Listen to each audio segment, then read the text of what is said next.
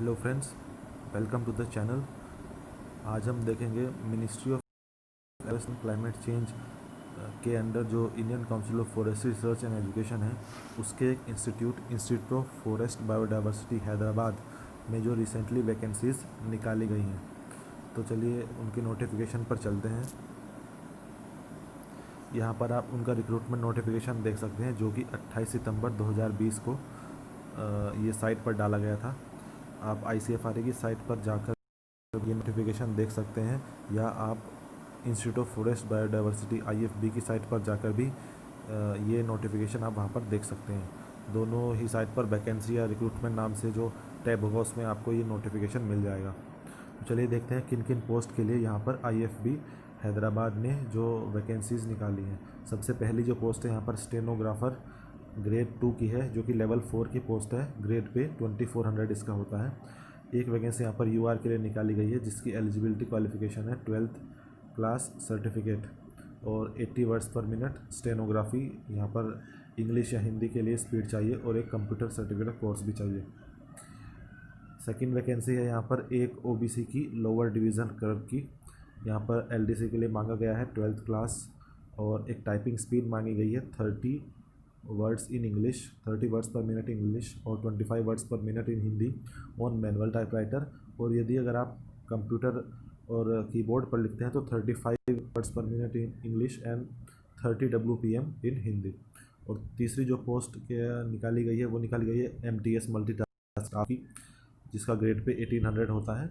और इसमें UR की 3 वैकेंसीज निकाली गई हैं। UR की 3, EWS की 1 और OBC की 1, तो मतलब 5 वैकेंसी यहाँ पर MTS की निकाली गई हैं, जिसके लिए 10th पास जो है वो क्राइटेरिया रखा गया है एसेंशियल क्वालिफिकेशन का। डिज़ायरेबल यहाँ पर 3 साल का एक्सपीरियंस रिलेवेंट ट्रेड में होना चाहिए, लेकिन ये कंपलसरी नहीं है।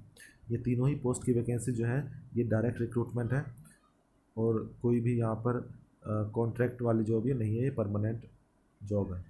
उसके बाद देखते हैं एज लिमिट। एज लिमिट यहाँ पर आप देख सकते हैं साइड में लिखा हुआ है नॉट बिलो 18 ईयर्स और एक्सीडिंग 27 ईयर्स। तो 18 से 27 साल के लोग यहाँ पर भर सकते हैं। और साथ ही जो कैटेगरी वाइज रिलैक्सेशन है according to government of India वो भी यहाँ पर प्रोवाइड किया गया है। और जो एज आपकी कैलकुलेटिंग डेट है वो एज जो है वो 24 नवंबर 2020 जो है वो आपकी एज कैलकुलेटिंग डेट है। That is last day of the receipt of application. तो लास्ट डे जो एप्लीकेशन रिसिप्ट की डेट है वो 24 नवंबर है, तो वही आपकी एज कैलकुलेटिंग डेट है। तो चलिए देखते हैं क्या प्रोसेस रहेगा एप्लीकेशन का।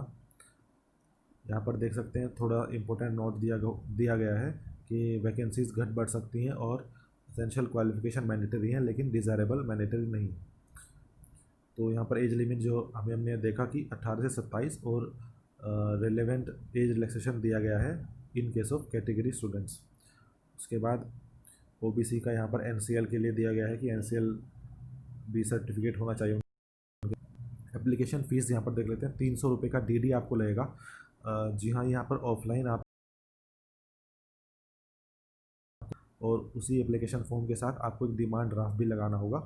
जो डिमांड ड्राफ्ट होगा वो director institute of forest biodiversity के फेवर में होगा। यहाँ पे नोटिस में यहाँ पर साफ साफ लिखा हुआ है और हैदराबाद में पेबल होगा।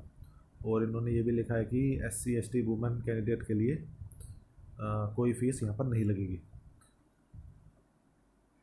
Reduction of fees is not applicable to SC ST OBC candidates applying against. अगर आप अनरिजर्व पोस्ट के लिए अप्लाई कर रहे हैं, जैसा कि अगर किसी पोस्ट में सिर्फ अनरिजर्व के लिए वैकेंसी है, तो आपको जो फ़ीस का बेनिफिट है वो नहीं मिलेगा, आपको फ़ीस भरनी पड़ेगी।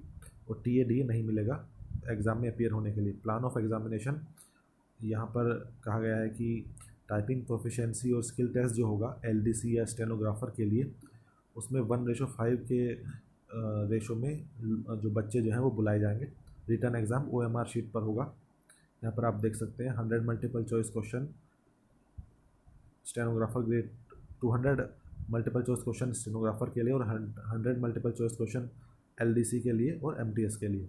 तो स्टेनोग्राफर के लिए 200 क्वेश्चंस होंगे और LDC MTS के लिए 100 क्वेश्चंस होंगे। मिनिमम क्वालिफाइंग मार्क्स यहाँ पर दिए हुए हैं।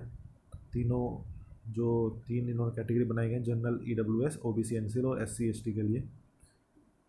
डेट और टाइम जो है वो आप ये वेबसाइट रेगुलर चेक करते रहिए, इसी वेबसाइट पर आपको डेट और टाइम का भी जो शेड्यूल है वो मिल जाएगा। सिलेक्शन प्रोसीजर यहाँ पर दिया हुआ है, आप ये आराम से पढ़ सकते हैं।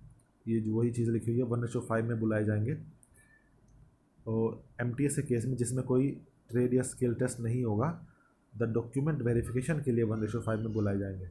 और बाकी जो स्टेनोग्राफर और LDC की पोस्ट है उसमें जो है स्किल ट्रेड और स्किल या ट्रेड टेस्ट जो भी होगा उसमें भी इसी रेशो में बुलाए जाएंगे। टाई ब्रेकर का ये रूल है, देखिए डेट ऑफ बर्थ जिसकी ज़्यादा होगी, जो जिसकी एज ज़्यादा होगी वो ऊपर रखा जाएगा मेरिट में, अगर टाई होता है तो। अगर वो भी सेम है तो अल्फ़ाबेटिकल ऑर्डर में रखा जाएगा। ये अदर इंस्ट्रक्शंस दे रखे हैं, आप इनको आराम से देख सकते हैं। प्लेस ऑफ पोस्टिंग देख लेते हैं। IFB हैदराबाद होगी, या उनका एक सेंटर जो है FRCCE मतलब field research centre of for coastal ecosystem, Visakhapatnam.